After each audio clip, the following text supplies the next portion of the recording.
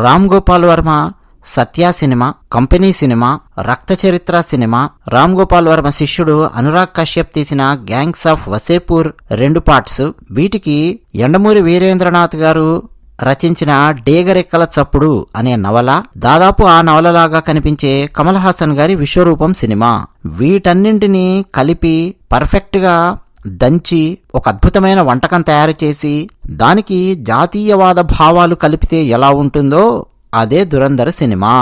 Yes, ఈ వీడియోలో నేను మీకు చాలా ఆసక్తికరమైన అంశాలు చెప్పబోతూ ఉన్నాను దురంధర్ సినిమాకు సంబంధించి. మరింకెందుకు ఆలస్యం, మా ఛానల్కు సబ్స్క్రైబ్ అవ్వండి.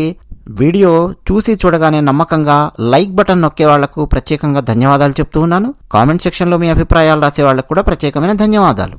దురంధర్ సినిమాకు సంబంధించి చాలా విశేషాలున్నాయి. ఇంకా నా వీలును బట్టి వరుసగా మరికొన్ని వీడియోస్ నేను పెడతాను. మధ్య మధ్యలో వేరే టాపిక్స్ కు సంబంధించిన వీడియోస్ కూడా వస్తుంటాయి. అన్నట్టు ఇతిహాసం అని మాకు ఇంకో ఛానల్ ఉంది, అందులో ధనుర్మాసానికి సంబంధించిన వీడియోస్ వస్తున్నాయి. తిరుప్పావై అని చెప్పి ప్రతిరోజు తిరుమలలో కూడా ఒక పాశురం చదువుతారు. దాంట్లో చాలా తాత్వికమైన విశ్లేషణ, అర్థాలు అన్నీ కూడా ఉంటాయి. సో 30 రోజుల పాటు ఇతిహాసం ఛానల్లో ధనుర్మాసం వీడియోస్ వస్తాయి. ఆసక్తి ఉన్నవాళ్ళు ఇతిహాసం ఛానల్ సబ్స్క్రైబ్ అయ్యి అందులో చూడండి. ఆ ఛానల్ లింక్ ఈ వీడియో కింద డిస్క్రిప్షన్లోను పిన్ చేసి పెట్టిన మొట్టమొదటి కామెంట్లో కూడా ఇస్తున్నాను. కొంతమంది రామ్ గోపాల్ వర్మ వైఎస్ఆర్సీపీ పార్టీ తరపున నిలబడి టీడీపీని తిట్టాడు అని ఆ కోణంలో ఆలోచిస్తూ మొన్న మధ్య నేను శివ సినిమా మీద విశ్లేషణలు ఇచ్చినప్పుడు కూడా ఈ వర్మ మీద సినిమాలు ఎందుకు పెడుతున్నారు, శివ మీద ఎందుకు పెడుతున్నారు అని చెప్పి కొంతమంది, రామ్ గోపాల్ వర్మ టీడీపీకి వ్యతిరేకంగా మాట్లాడాడు అన్న విషయాన్ని నాకు డైరెక్ట్ గా చెప్పకుండా ఇండైరెక్ట్ గా నాకు చెప్పే ప్రయత్నం చేయడం కొంతమంది, మరికొంతమంది ఏమో ఇతను పలానా హిందూ మతానికి వ్యతిరేకంగా మాట్లాడాడు పలానా టైంలో అని చెప్పి కొంతమంది, ఇట్లా రకరకాల కామెంట్స్ నేను చూశాను. ఏమంటే ఎప్పుడైనా సరే మనం విశ్లేషించుకునేటప్పుడు ఆబ్జెక్టివ్ గా విశ్లేషించుకోవడం అనేది కావాలి. అది కనుక లేదనుకో,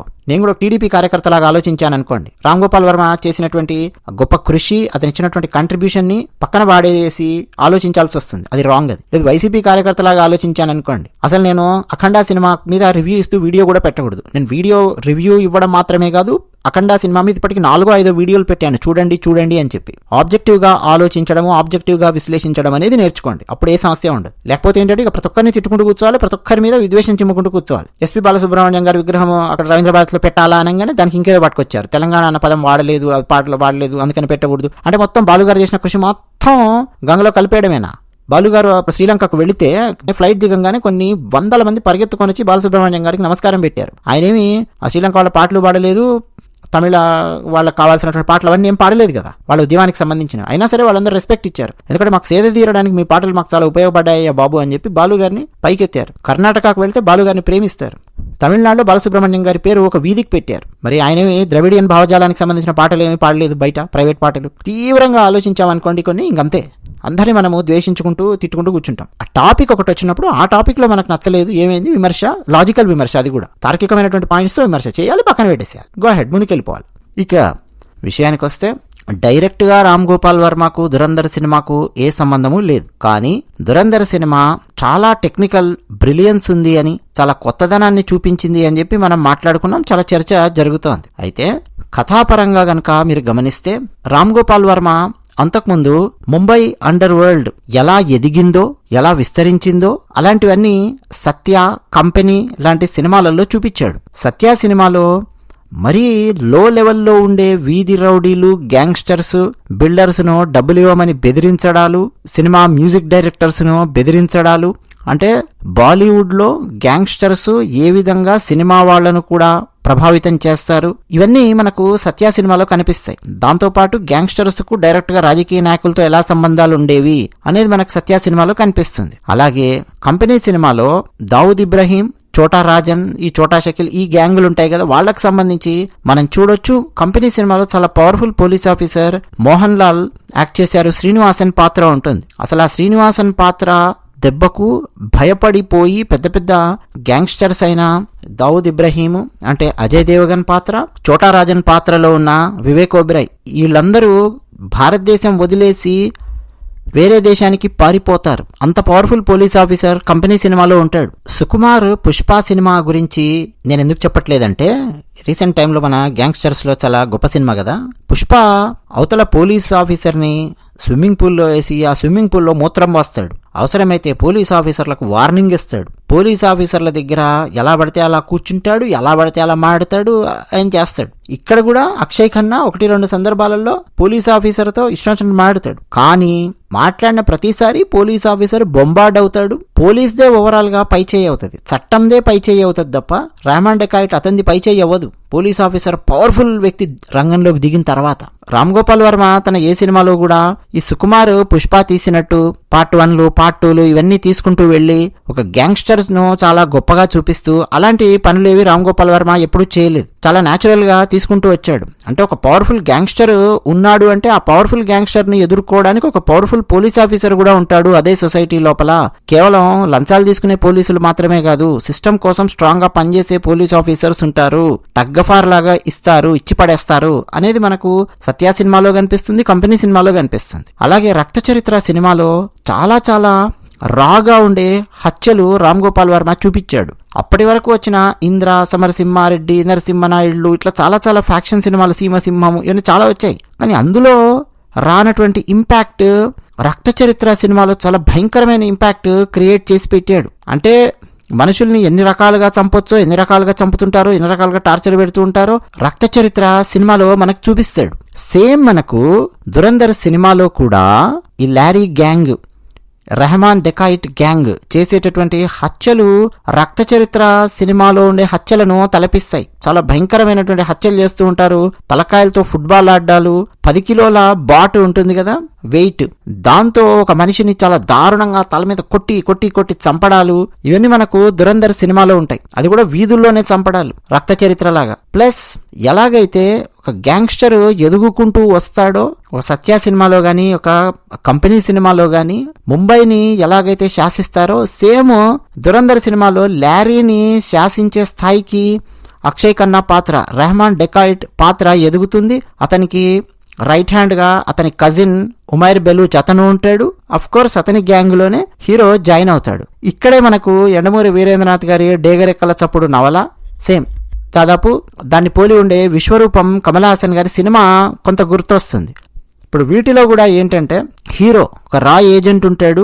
ఇతన్ని చాలా తెలివిగా ఆఫ్ఘనిస్తాన్ లో ప్రవేశపెడతారు. పాకిస్తాన్ కాకుండా ఆఫ్ఘనిస్తాన్ లో బేస్ అయి ఉన్నటువంటి కథలు డేగరెక్కల చప్పుడు నవల ఆర్ విశ్వరూపం. హీరో తన ఆహార్యం మార్చుకుంటాడు, అంటే తన గెటప్ మొత్తం మార్చుకుంటాడు.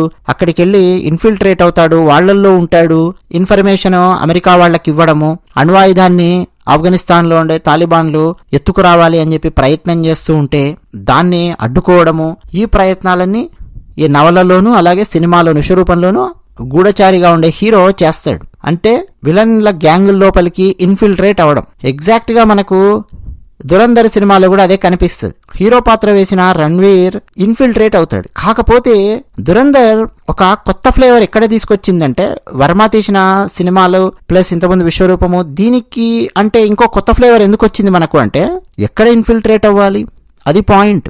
భారతదేశం నుంచి వెళ్లే ఒక స్పై ఎక్కడికి ఇన్ఫిల్ట్రేట్ అవ్వాలి? పాకిస్తాన్లో ఉండే ప్రభుత్వ కార్యాలయాల లోపలికి ఇన్ఫిల్ట్రేట్ అవ్వాలా, లేదా పాకిస్తాన్లో ఉండే సైన్యంలో ఇన్ఫిల్ట్రేట్ అవ్వాలా, పాకిస్తాన్లో ఉండే గూఢచారి విభాగం లోపలికి ఇన్ఫిల్ట్రేట్ అవ్వాలా, ఎక్కడ అనేది ప్రశ్న. అలాంటిది వచ్చినప్పుడు దురంధర్ డైరెక్టర్ ఏం చేశాడంటే ఎలాగూ గ్యాంగ్స్టర్స్ కి లోకల్ రాజకీయ నాయకులకి పాకిస్తాన్లో ఆ తీవ్రవాదులకి వీళ్ళందరికీ సంబంధ బాంధవ్యాలు చాలా దగ్గరగా ఉంటాయి. సో ఆటోమేటిక్ గా గూఢచారి గనక ఒక గ్యాంగ్ లోపలికి గనక ఇన్ఫిల్ట్రేట్ అయ్యి అక్కడికి గనక వెళ్ళగలిగితే ఏదో ఒక రోజు అతను ఖచ్చితంగా పాకిస్తాన్లో ఉండే రాజకీయ నాయకులు, పాకిస్తాన్లో ఉండే ఇంటెలిజెన్స్ వ్యవస్థ, లేదా పాకిస్తాన్లో ఉండే పెద్ద పెద్ద పోలీస్ ఆఫీసర్స్, పాకిస్తాన్లో ఉండే తీవ్రవాద గ్రూపులు, తీవ్రవాద ట్రైనింగ్ క్యాంపులు వాటికి సంబంధించిన సమాచారం తెలుసుకునే అవకాశం ఉంది అన్న కోణంలో ఇన్ఫిల్ట్రేట్ అవుతాడు. ఇది ఇంటెలిజెన్స్ అన్నమాట.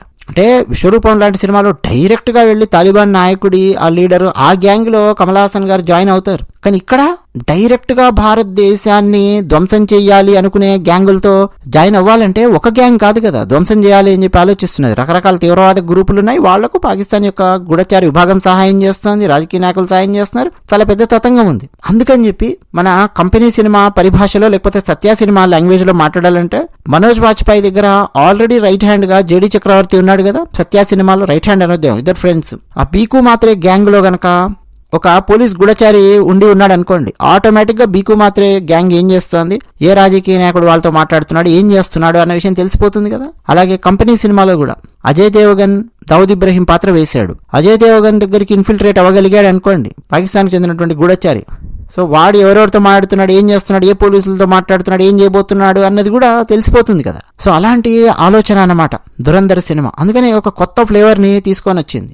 ఇంకోటి ఏంటో తెలుసా, ఇప్పటి వరకు మన భారతదేశంలో వచ్చిన ఈ గ్యాంగ్స్టర్స్ వీటన్నిటి సినిమాలన్నీ గమనిస్తే అన్నీ ముంబై బేస్ మీద కానీ, లేదు చెన్నై బేస్ మీద కానీ, లేదు ఉత్తరప్రదేశ్ బేస్ మీద కానీ, బీహార్ బేస్ మీద కానీ, భారతదేశంలోని వివిధ రాష్ట్రాలకు చెందిన గ్యాంగ్స్టర్స్ మీద తీయబడినటువంటివి. రామ్ గోపాల్ వర్మ శిష్యుడు అనురాగ్ కశ్యప్ తీసిన గ్యాంగ్స్ ఆఫ్ వసేపూర్ కూడా మన భారతదేశంలో ఉన్న ఉత్తరప్రదేశ్, బీహార్ ఆ ప్రాంతంలో ఉండే గ్యాంగులు, వాటి జీవితాలు, వాటన్నింటి గురించి అది చర్చిస్తుంది. కానీ ఇప్పటి వరకు మన ఇండియన్ డైరెక్టర్స్ ఎవరు చేయనటువంటి ప్రయోగం ఏంటంటే పాకిస్తాన్లో ఉండే గ్యాంగుల గురించి చాలా లోతుగా చర్చించడము.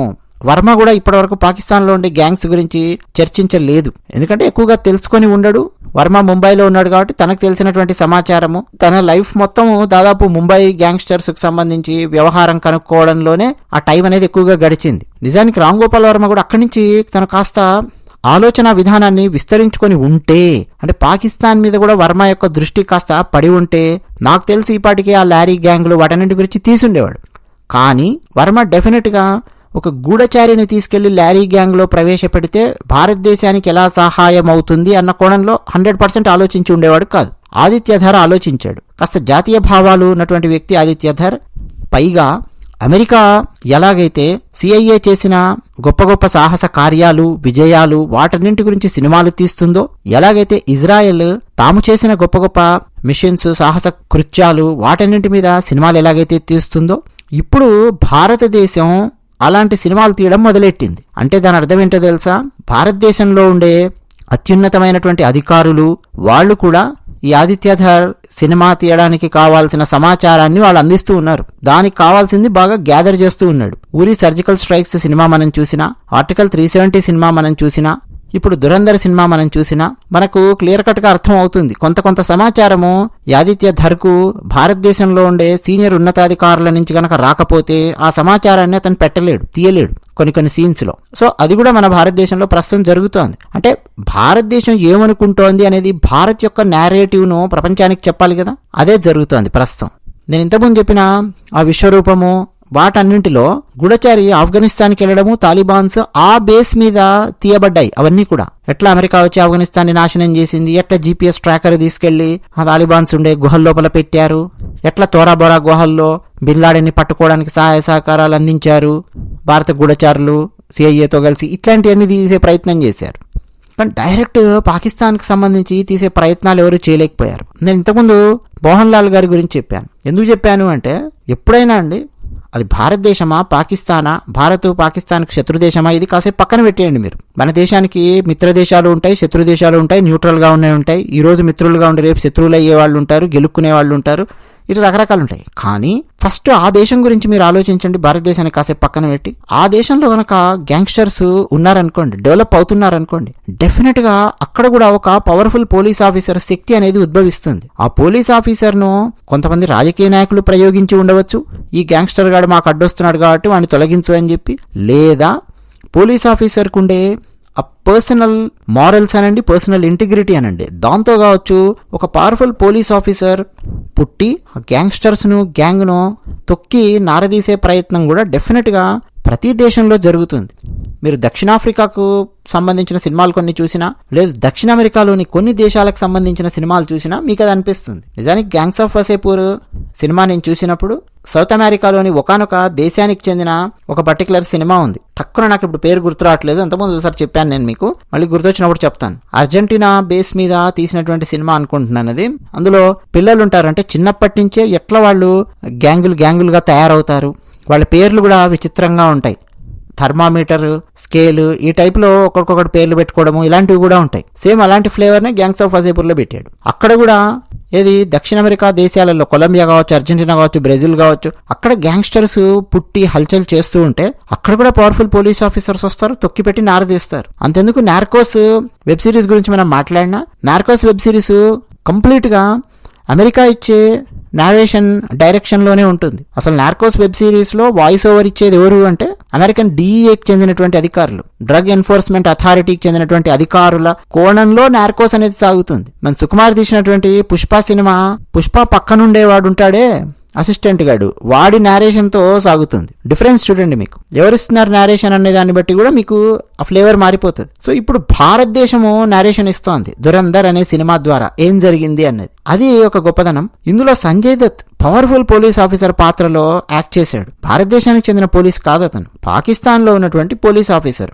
నిజాయితీగా పనిచేసేవాడు, పిచ్చి పిచ్చి గ్యాంగ్స్ ఏమన్నా ఉంటే ఎన్కౌంటర్లు చేసి పడేసేవాడు. అతన్ని సస్పెండ్ చేస్తారు. మళ్ళా ఈ రెహమాన్ డెకాయిట్ అనేవాడు, అంటే అక్షయ్ ఖన్నా పాత్ర, చాలా పెద్ద స్థాయికి వెళ్ళిపోతూ రాజకీయ నాయకులతో కూడా కలిసిమెలిసి తిరుగుతూ కొత్త పార్టీ పెట్టి వాడు లారీలో అధికారంలోకి వచ్చే రేంజ్లో ఎదుగుతున్నాడు అని చెప్పి తెలియగానే అక్కడ లారీలో అప్పటిదాకా ఉండే రాజకీయ నాయకులకు కాలుతుంది కదా, వాళ్ళు మెల్లిగా దయ్యంలాగా వీడు ఎదిగాడు కాబట్టి అక్షయ్ ఖన్నా గాడు అంటే రెహమాన్ డెకాయిట్ గాడు వీడిని వేసి పారేయాలంటే మరో రాక్షసుని పట్టుకురావాలి, దయ్యాన్ని లేపేయాలంటే మరో రాక్షసుని తీసుకురావాల్సిందే.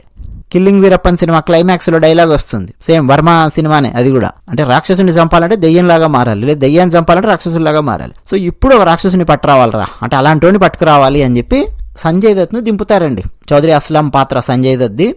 అసలు సంజయ్ దత్ వస్తున్నప్పుడు కూడా ద జిన్ అని చెప్పి పడుతుంది స్క్రీన్ మీద చాప్టర్. జిన్ అంటే భూతము, దెయ్యము అని చెప్పి అర్థం ఉర్దూలో. ఒక్కసారి సంజయ్ దత్ రాగానే కథలో మరో ట్విస్ట్ అనేది వస్తుంది, మరో టర్న్ అనేది వచ్చేస్తుంది. సేమ్ మన కంపెనీ సినిమాలో శ్రీనివాసన్ పాత్ర రానంత వరకు ఒక రకంగా ఉంటే శ్రీనివాసన్ పాత్ర వచ్చిన తర్వాత ఇంకో రకంగా ఉంటుంది కంపెనీ సినిమా. ఫస్ట్ హాఫ్ మొత్తం ఫుల్ హల్చల్ చేస్తారు, ప్రొడ్యూసర్స్ని బెదిరిస్తారు. ఆ వివేక్ ఓబ్రాయ్ అండ్ అజయ్ దేవగన్ పాత్రలు అసలు మాదే రాజ్యం అన్నట్టుంటారు. ఒక్కసారి మోహన్ లాల్ పాత్ర రంగంలోకి దిగి తొక్కి నారదీయడం మొదలెట్టగానే దేశం వదిలి పారిపోతారు. సేమ్ సంజయ్ దత్ రంగంలోకి దిగినంత వరకే రెహమాన్ డెకాయిట్ వీళ్ళందరూ ఒక రేంజ్లో హల్చల్ చేస్తుంటారు. సంజయ్ దత్ రంగంలోకి ఒక్కసారి దిగంగానే ఇక పరిగెత్తిస్తాడు. కాకపోతే రెహమాన్ డెకాయిట్కి ఒక స్వాగ్ ఉంటుంది, అంటే న్యాచురల్ యాక్టింగ్ అని చెప్పి మనం పిలవకూడదు, అది న్యాచురల్ బిహేవియర్ అని చెప్పి మనం పిలవకూడదు. ఇప్పుడు శివ సినిమాలో రఘువరన్ ఉంటాడు చూడండి, అది న్యాచురల్ బిహేవియర్, అది స్వాగ్ లేదు అక్కడ, చాలా న్యాచురల్, అసలు టూ న్యాచురల్ యాక్టింగ్. అది there is no acting but it is unacting, అలా ఉంటుంది. ఇక్కడ ఏంటంటే యాక్టింగే, ఇది అక్షయ్ ఖన్నా చేస్తున్నది, స్వాగ్ ఉంటుంది. ఆ స్వాగ్ వల్ల ఒక కొత్త ఫ్లేవర్ అనేది జనరేట్ అవుతుంది. ఎలా ఉంటుందంటే మీకు వర్మ తీసే స్టైల్కి ఈ ఆదిత్యధార్ తీసే స్టైల్కి డిఫరెన్స్ చెప్పాలంటే, కంపెనీ సినిమాలో అజయ్ దేవగన్ని తన ఆఫీస్కి పిలిపిస్తాడు మోహన్ లాల్, ఎదురుగా కుర్చీల్లో కూర్చోబెట్టి, అంటే ఒక రకంగా వార్నింగ్ ఇచ్చే టైప్ డైలాగ్స్ అన్నమాట. మీ మీద ఏదో కాల్పులు జరిపాయని తెలిసింది, ఫలానా సినిమా షూటింగ్ లోపల ఎవరు కాల్చుంటారు ఏంటి అని చెప్పి మెల్లిగా మోహన్ లాల్ అడుగుతూ ఉంటాడు. ఇండైరెక్ట్గా భయపెడుతున్నట్టుగా ఉంటుంది మోహన్ లాల్ మాట్లాడేది. కానీ అజయ్ దేవగన్ కూడా, అంటే దావుద్ ఇబ్రాహిం కూడా ఏమి తొణకడు బెనకడు, అతను కూడా చాలా క్యాజువల్గా ఎంత సమాధానం చెప్పాలో పోలీసులకు అంతే సమాధానం చెప్పాలి, పోలీసుల ముందు ఓవర్ యాక్షన్ చేయకూడదు. అందులోనే ఐపీఎస్ ఆఫీసర్ ఎదురుగా కూర్చున్నాడు. నేను ఎంత పెద్ద అండర్ వరల్డ్ కింగ్ అయినా కానీ ఒక ఐపీఎస్ ఆఫీసర్ ముందు నేను కూర్చున్నప్పుడు ఆడి ముందు నేను తోక జాడిస్తే నా తోక కట్ చేస్తాడు అన్న కామన్ సెన్స్ దావుద్ ఇబ్రాహిం పాత్రకు, అజయ్ దేవగన్ పాత్రకు ఉంటుంది. అట్లా బిహేవ్ చేస్తాడు. సో చాలా న్యాచురల్గా ఉంటుంది కంపెనీ. ఇక్కడ ఏంటంటే ఒక స్వాగ్ తీసుకొని వస్తాడు. ఫర్ ఎగ్జాంపుల్ ఇందులో ఒకానొక సీన్లో సంజయ్ దత్ పాత్ర, అంటే పోలీస్ పాత్ర, అక్షయ్ ఖన్నాని దాదాపు అరెస్ట్ చేస్తుంది.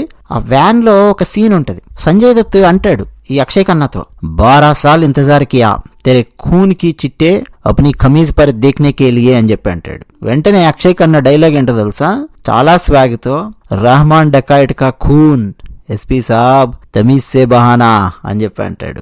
అంటే సంజయ్ దత్ ఇచ్చే వార్నింగ్ ఏంటి అంటే ఏమంటున్నాడంటే, 12 సంవత్సరాల నుంచి నేను వెయిట్ చేస్తున్నాను రా నీ రక్తపు మరక నా చొక్కా మీద చూడ్డానికి అని చెప్పి అంటాడు. అంటే మామూలుగా ఈయన కొడితే, మొహం పగల కొడితే ఆటోమేటిక్గా బ్లడ్ వస్తే ఆ బ్లడ్ పోలీసు వాడు చొక్కా మీద పడుతుంది కదా, దాన్ని డైలాగులో పెట్టారనమాట. 12 సంవత్సరాల నుంచి వెయిట్ చేస్తున్నాను రా నీ రక్తం నా చొక్కా మీద చూడడానికి అని చెప్పి పోలీస్ అంటుంటే, అది కూడా పోలీస్ అంటే కానిస్టేబుల్ కాదు, ఎస్ఎస్పీ, అతను సీనియర్ సూపరింటెండెంట్ ఆఫ్ పోలీసు. మన దగ్గర ఐపీఎస్ ఆఫీసర్స్ ఎలా ఉంటారో అలాంటి వాడు అక్కడ. అంటే ఎదురుగా ఉన్న అక్షయ్ ఖన్నా జనరల్గా రామ్ గోపాల్ వర్మ సినిమా అయితే నోరు మూసుకొని కూర్చుంటాడు, లేకపోతే ఇంకేదైనా ఒకటి డైలాగ్ లాగా కాదు, నార్మల్గా ఏదో మాట్లాడతాడు, న్యాచురల్గా ఉంటాడు, సైలెంట్గా ఉంటాడు. ఇటు పోలీసు ఎక్కువ తక్కువ నీలిగితే తోకకు వస్తాడు, పైకి పంపిస్తాడు అని. కానీ అక్షయ్ ఖన్నా ఏమంటాడంటే, రెహమాన్ డెకాయిట్ కా ఖూన్ ఎస్పీ సాబ్ అంటే, నేను రెహమాన్ డెకాయిట్ని అని చెప్తాను, ఇది నా రక్తం ఎస్పీ సాబ్ తమీజ్ సే బహానా అంటాడు. అంటే నువ్వు నన్ను కొట్టి నా బ్లడ్ బయటికి తీసేటప్పుడు కూడా నా బ్లడ్ చాలా గౌరవంగా బయటికి రావాలి,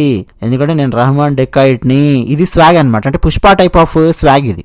అంటే దట్ సింపుల్ సాఫ్ట్ స్మైల్ అనేది ఉంటుంది అక్షయ్ ఖన్నా ఫేస్ మీద ఆ టైంలో కూడా. That's a killer smile. ఆ రాయడం కూడా డైలాగ్స్ ఏంటంటే, కమీజ్ పే ఖూన్ తమీజ్ సే బహానా. కమీజ్ తమీజ్ అన్నది ఒక ప్రాస వచ్చే విధంగా డైలాగ్స్ రాయడం కానీ ఆదిత్య ధార్ ఈ విధంగా తీసుకొని వచ్చాడు సినిమాని. సో నాకు తెలిసి అంటే డెఫినెట్గా రామ్ గోపాల్ వర్మ ఇంపాక్ట్ లేకుండా, లేదు రామ్ గోపాల్ వర్మ శిష్యుల యొక్క ఇంపాక్ట్ లేకుండా సినిమా తీయడం అన్నది, ఇంత స్థాయిలో ఇలా తీయడం అనేది చాలా కష్టం. డెఫినెట్గా ఇంపాక్ట్ ఉంటుంది, ఎవరు ఒప్పుకున్నా ఒప్పుకోకపోయినా. కాకపోతే 100% యాజ్ ఇట్ ఈస్గా తీస్తే ఇక కాపీ అవుతుంది అది. ఎందుకంటే వర్మ క్రియేట్ చేసినటువంటి ఇంపాక్ట్ అంత ఉంది బాలీవుడ్ లోపల, అతని శిష్యులు కూడా. నాకు నచ్చింది ఏంటంటే, ఈ రెహమాన్ డెకాయిట్ అనే పాత్ర, అక్షయ్ ఖన్నా పాత్ర ఆ రేంజ్కి ఎదిగితే వాడిని తొక్కిన ఆరదీయడానికి పవర్ఫుల్ పోలీస్ సంజయ్ దత్ రంగంలోకి దిగాడు. వీళ్ళిద్దరి మధ్యలో మన భారత గూఢచారి రణ్వీర్ ఉన్నాడు. అది కొత్త ఫ్లేవర్ అనమాట సినిమాలో. అలాగే సర్కార్ సినిమా టేకింగ్ కూడా నాకు కొంత ఇందులో కనిపించిందండి. సర్కార్ సినిమాలో ఒక టైం తీసుకుంటాడు కొన్ని సీన్స్ తీయడానికి. శివ సినిమాలోనేమో వర్మ ఫట్ ఫట్ ఫట్ ఫట్ ఫట్ ఫట్ లేపేస్తాడు సీన్స్ అన్ని. అసలు ఒక్క వేస్ట్ డైలాగ్ ఉండకూడదు, ఒక షార్ట్లో లెంత్ 15 సెకండ్స్ కూడా ఎక్కువగా ఉండకూడదు. నేను 1 నిమిషం 10 సెకండ్స్ షార్ట్ తీయాలి అనుకుంటే 1 నిమిషం 10 సెకండ్సే తీస్తాను అన్నంత టైట్ స్క్రీన్ ప్లేతో తీశాడు శివ సినిమా. సర్కార్ సినిమా వచ్చేవరకు ఏం చేశాడో తెలుసా, ఒక విషయాన్ని 1 నిమిషం 10 సెకండ్స్లో చెప్పగలము అని అనుకుంటే, అయినా సరే అక్కడ 3 నిమిషాలు 3.5 4 నిమిషాలు తీశాడు సీన్. పోనీ ల్యాగ్ లాగా అనిపిస్తుంది అంటే ల్యాగ్ లాగా అనిపించదు, అది కావాలని చెప్పి ఒక సీన్, ఒక డ్రమటైజేషన్ బిల్డప్ చేయడం కోసము అలా తీశాడు సీన్స్. రషీద్ అనే క్యారెక్టర్ అమితాబ్ బచ్చన్ గారి దగ్గరికి వచ్చి ఎదురుగా కూర్చొని ఛాయ్ తాగుతూ డీల్ మాట్లాడడానికి వస్తే ఆ డీల్ని నో అంటాడు అమితాబ్ బచ్చన్ సర్కార్ సినిమాలో. ఇది సీన్. శివ సినిమా తీసిన రామ్ గోపాల్ వర్మ అయితే ఈ సీన్ని 30 సెకండ్స్లో తీసి పాడేస్తాడు. కానీ ఇది మొత్తం 5 నిమిషాల పాటు, 5 నుంచి 6 నిమిషాల పాటు తీశాడండి ఆ సీన్. రషీద్ అనే వ్యక్తి కారు దిగి మెల్లిగా నడుచుకుంటూ అక్కడికి వచ్చి మెట్లెక్కుతూ స్లో బిల్డప్ అలా తీసుకుంటూ వచ్చి మెల్లిగా కూర్చోబెట్టి మాట్లాడుతూ ఒక్కొక్క పాజ్ ఇస్తూ డైలాగు మెల్లిమెల్లిగా మాట్లాడిస్తూ అమితాబ్ బచ్చన్ గారి ఎక్స్ప్రెషన్ లేని ఎక్స్ప్రెషన్ ఫేస్ను క్యాప్చర్ చేస్తూ తీసి పెట్టాడు ఆ సినిమాలో. ఎందుకు అంత సేపు తీసాడబ్బా అనేది మనకు అర్థం కాదు. తర్వాత చూస్తే ఆ రషీద్ అనే క్యారెక్టర్ చాలా ఇంపార్టెంట్ రోల్ ప్లే చేస్తుంది. అమితాబ్ బచ్చన్ని పైకి లేపడానికి వేరే వాళ్ళతో కలిసి స్కెచ్ చేస్తుంది. అంటే అంత ఇంపార్టెంట్ క్యారెక్టర్ అన్న విషయం మనకు అర్థం కావాలి అంటే వాడెంత ఫీల్ అయ్యాడు అమితాబ్ బచ్చన్ నో అని చెబితే ఇవన్నీ మనకు అర్థం కావడానికి ఒక బిల్డప్ షాట్స్ అనమాట అలా తీశాడు. ఒక కొత్త టైప్ ఆఫ్ టేకింగ్. నేను మీకు నిన్న ఒక 5 నిమిషాల సీన్ ఎక్స్ప్లెయిన్ చేశాను చూసారా. అర్జున్ రాంపాల్, అక్షయ్ ఖన్నా ఇద్దరు కూర్చొని ఒక విషయం మీద నెగోషియేట్ చేసేటప్పుడు అదే గదిలో తీవ్రవాదుల నాయకులు, అలాగే ఫేక్ నోట్స్ కరెన్సీ ముద్రించే ఖనానీ సోదరులు, మరోపక్క అక్షయ్ ఖన్నాకు రైట్ హ్యాండ్ గా ఉండే ఉమైర్ బెలూచ్, మరోపక్క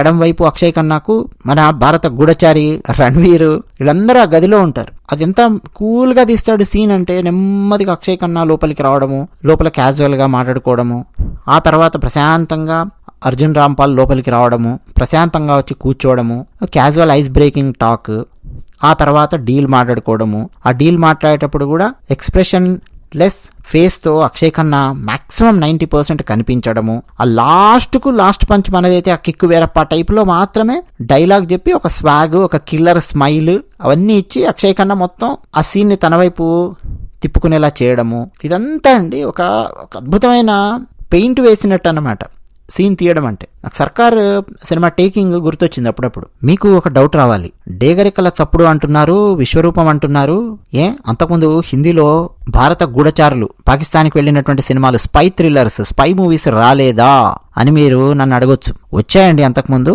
2 రకాల స్పై థ్రిల్లర్స్ వచ్చాయి. ఒకటి ఏంటంటే దిక్కుమాలిన దరిద్రాలు, భారత గూఢచారులు పాకిస్తాన్ గూఢచారి అమ్మాయిలతో కలిసి రొమాన్స్ చేయడాలు, కొంచెం జేమ్స్ బాండ్ మూవీ టైపుల్లో తీయడాలు, లేకపోతే అవసరం ఉన్నా అవసరం లేకపోయినా పెద్ద పెద్ద యాక్షన్ సీక్వెన్సెస్ రీసెంట్ టైమ్స్ లో కూడా మనం చూసాం. జూనియర్ ఎన్టీఆర్ అండ్ హృతిక్ రోషన్ తీసినటువంటి దిక్కుమాలిన దరిద్రం వార్ 2 అనే సినిమా, అలాంటి సినిమాలు.